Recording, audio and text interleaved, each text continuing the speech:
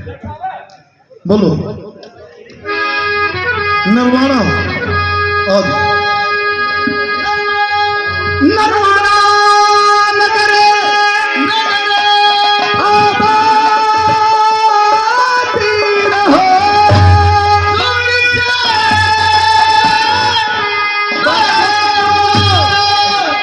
नरवाड़ा नगर श्री राजेंद्र के सपुत्र श्री राजेंद्र के सपुत्र श्री अंकुश परोचा साहब मेरे दानी सजनों 51 मांगे थे गौ माता खातर श्री अंकुश परोचा जी ने क्या दे दिया? मना थे 51 मांगे थे। और भाई मेर सिंह मास्टर जी जय हो तेरी मेरे भाई ये भी जी आज का तो बढ़ा ले जितने बढ़ा है लक्षाणा नहीं पढ़ दिया श्री अंकुश प्रोत्साहन है हो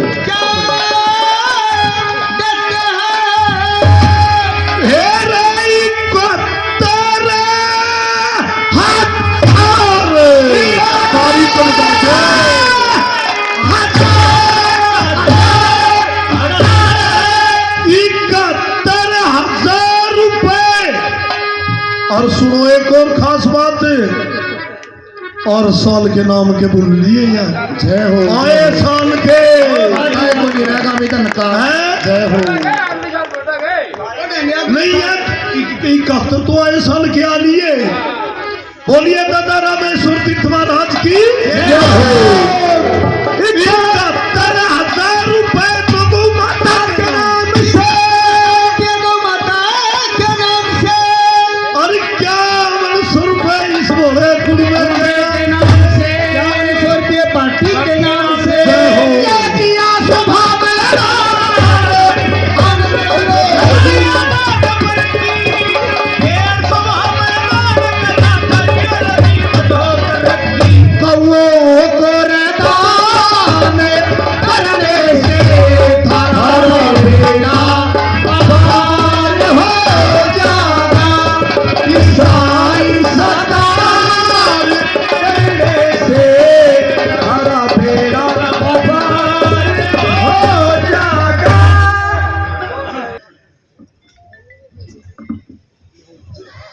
गौ माता की जय हो, गौ माता की जय हो, दादा रामेश्वर तीर्थ की जय हो, दादा रामेश्वर तीर्थ की जय हो।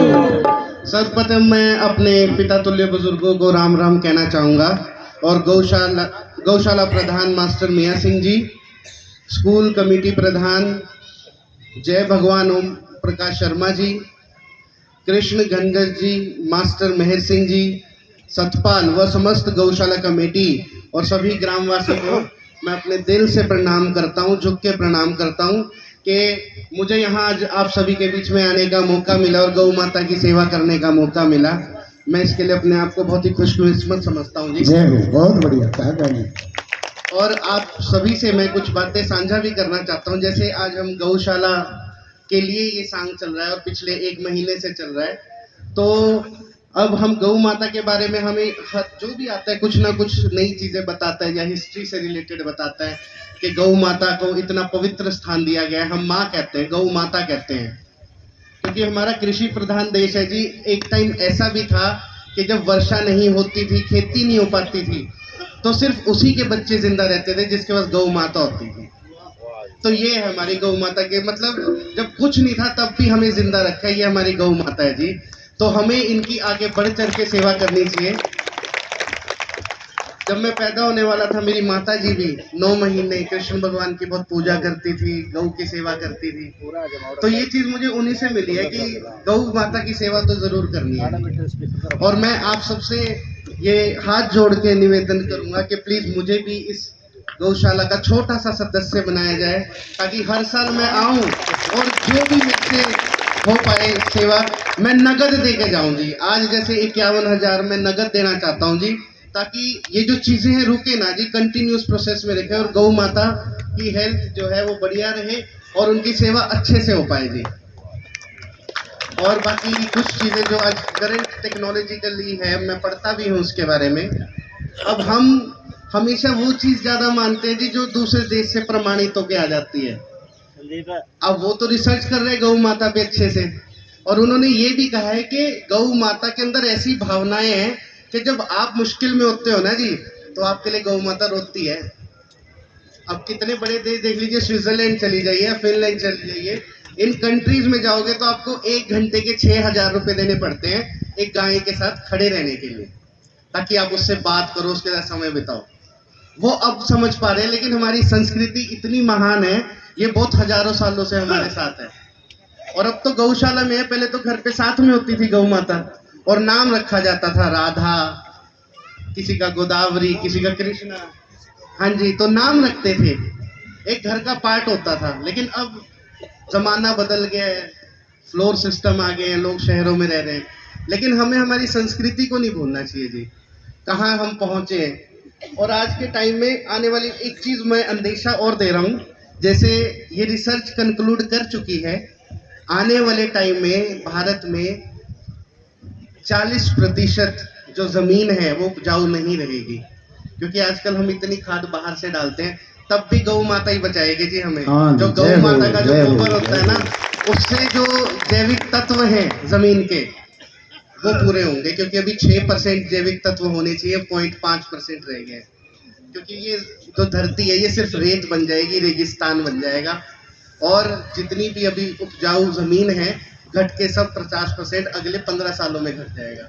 इसीलिए तो हम जब भी इजराइल की बात करते हैं कि खेती की टेक्निक, क्योंकि हमारे बीच में सभी किसान मजदूर भाई बैठे हैं, अगर देखते हैं हम तो वो ऐसी खेती क्यों ला रहे हैं जो सिर्फ पानी से हो जाए, मिट्टी की जरूरत ना पड़े, क्योंकि आने वाले टाइम में मिट्टी नहीं बचेगी जी। तो इसलिए हमें अपनी जो संस्कृति है उसमें जो अच्छी थी, हम खाद डालते थे, गोबर था, वो हम अपने खेतों में डालते थे, वो चीज दोबारा से करने की जरूरत है ताकि वो जमीन उपजाऊ रहे। आज के टाइम में आप देखोगे शहरों में बच्चे ऑर्डर करते हैं अपने गमलों के लिए खाद, 200 रुपए का पैकेट आता है, उसमें आधी मिट्टी होती है, 1 किलो का होता है जी, और उसमें आधा गोबर होता है। लेकिन हमारे पास ये जब चीजें गांव में हैं तो हम अच्छे से यूटिलाइज क्यों नहीं कर सकते जी। और अब तो इंडिया एक्सपोर्ट करने लग गया जी। पिछले साल 192 मेट्रिक टन, 192,000 किलो गोबर राजस्थान से कुवैत में गया। अब ये बिकने लग गया, हर चीज बाहर जा रही है और हम इसे अच्छे से यूज नहीं कर पा रहे। तो इसलिए गौ माता हमें इतना कुछ देती है, हमें दूध देती है, हमें इतना प्यार करती है, हमारे खेतों की रक्षा कर रही है, क्योंकि उसी को वो उपजाऊ बनाने के लिए है। तो आप सभी से मेरा निवेदन है कि कृपया आप भी गौ माता की तन मन धन से सेवा करें। और मैं हाथ जोड़ के सर झुका के आप सबसे ये बस चाहता हूँ कि दाता रामेश्वर मुझे इस काबिल बनाए कि हर साल आऊं और जो मैं सेवा कर सकता हूँ नकद करके जाऊं जी यहाँ से। वाह जी वाह, जय हो। धन्यवाद, बहुत बहुत धन्यवाद भाई अंकुश। ये इस इलाके का गौरव है। आप नरवाड़ा से अभी 6 HCS चयनित हुए हैं। आप IAS की पढ़ाई छोड़ के PhD कर रहे हैं और गौ सेवा पे और अन्नदाता पे आशीर्वाद मांगने के लिए आए हैं। तो आपको 100% इन समस्त पूजनीय अन्नदाताओं का आशीर्वाद जीवन में मिलेगा। यह सबका सौभाग्य है कि आप इस काबिल संदीप को दें। तो बहुत बहुत आभार, धन्यवाद भाई अंकुश परोचा जी। क्या कहने, जय हो। हाँ दानी तो जिन्हों हो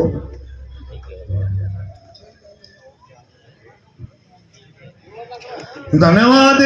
सुनो जी सुनो, अंकुश प्रोचा कितने प्यारे शब्द कहे, कसर तो नहीं छोटी कोई। बहुत बढ़िया, क्या कहना। 5100 से 71,000 रुपए दे दिए। 51,000 से, हाँ 51,000 से 71,000 और 5100 पार्टी को। वाह जी वाह, आगे बात।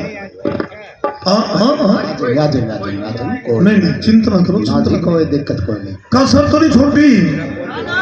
और किसान सम्मेलन के अंदर मेरे भाई ने अंकुश प्रोत्सा ने बड़ा सहयोग करया। अब जिंदगी लावे भाई अंकुश रोचा, मैं तो न्यू कहूँ माता रानी की मेहर से जय हो दादा रामेश्वर की और जय हो दादा जय हो गौ माता की। डीसीए बन खावेगा भी फिर क्या गए डीसीए बन खावेगा जो गौ माता की इतनी सेवा करने की इच्छा है। फिर तो इन आत्मा, ये कितनी आत्मा बैठी है, इन आत्माओं का आशीर्वाद है तेरे पे, डीसीए बनेगा भी फिर। जय दादा रामेश्वर की। सुनो एक गाना और